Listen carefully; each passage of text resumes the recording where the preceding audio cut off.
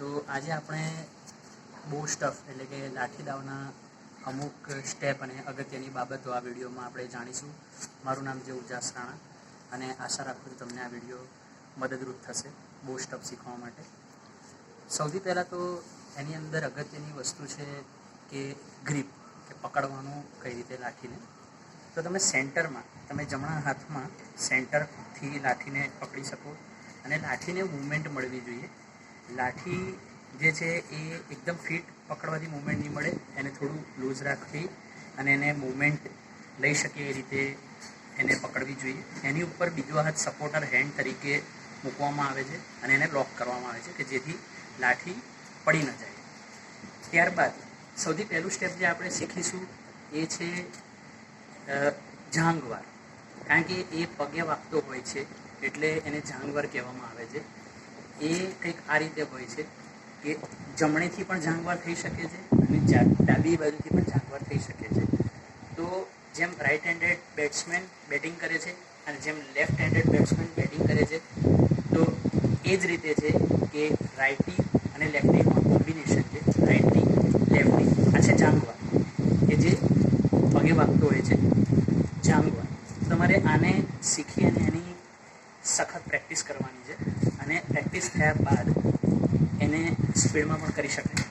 તો આ છે જાંગવાર.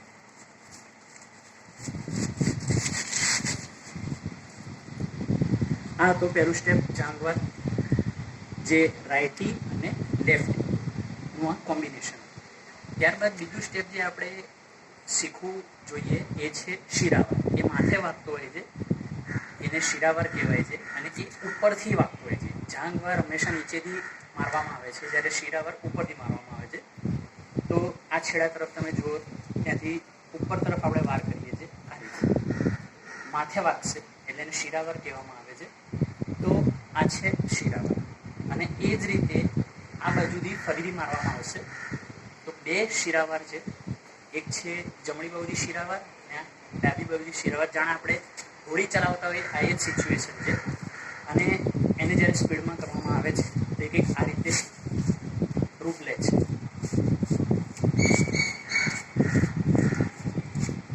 જ્યારે જાંગવાર અને શિરાવાર કરવામાં આવે છે અને એની પ્રેક્ટિસ કરવામાં આવે છે ત્યારે ધ્યાન એ વાતનું રાખવાનું છે કે લાઠીને એની મૂવમેન્ટ મળવી જોઈએ અને શરીરથી બનેલું નજીક રહે એટલું વધારે સારું.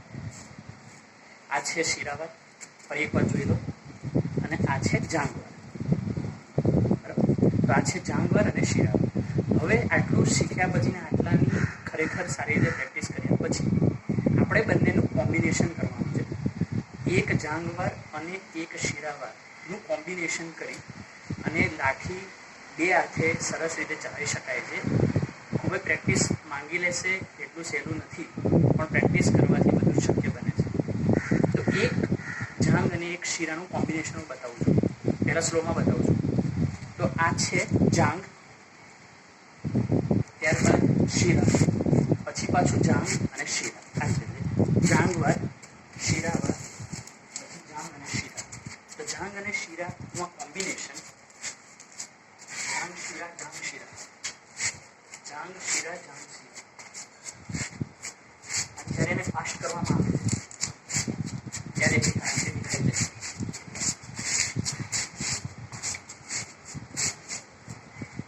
હા, તો જે જાંગ અને શિરાનું કોમ્બિનેશન આપણે જોયું, પણ એ જાંગ અને શિરા કરતી વખતે પગ જે તરફ લાકડી જાય એ તરફ તમારે પગને મૂવમેન્ટ આપવાની છે.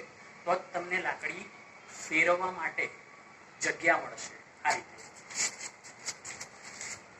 પગ ઉપર ધ્યાન આપો.